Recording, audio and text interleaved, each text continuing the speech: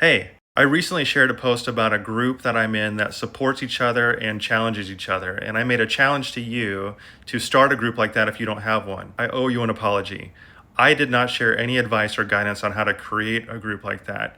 You don't go from not having a group to having a group. So let me share some advice and some perspective so it might help you. So first, keep an eye out for people who have similar values for you.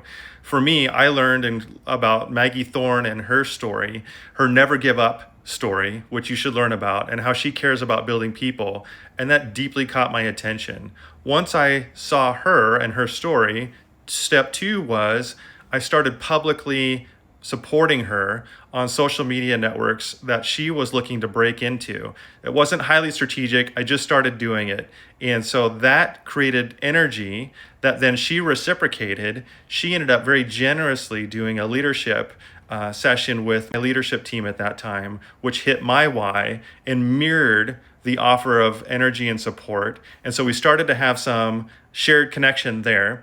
Then we began to spend more time together between myself, Maggie, Scott Spratlin, Leanne Ball, whether through extracurricular business activities or just having fun going out for happy hours. Fourth, we started to be vulnerable with each other. So, for example, and that can be fun, one of the happy hours, we did some things like picking drinks for each other without telling each other what we were doing. Or we shared photos of our much younger days. Some of us had to go further back than others. And those photos could be a little embarrassing, and thankfully they've stayed in that circle. But being vulnerable with each other to see, do these people still like me for who I am, even though some of the things may be a little embarrassing. And so we started to build up that trust, we started to build up that support, and then we started to ask each other for advice based on our networks, our expertise, our areas of connection. And it became this virtuous cycle that continued, where eventually we started to realize we've got enough support between each other, where we've built trust through vulnerability.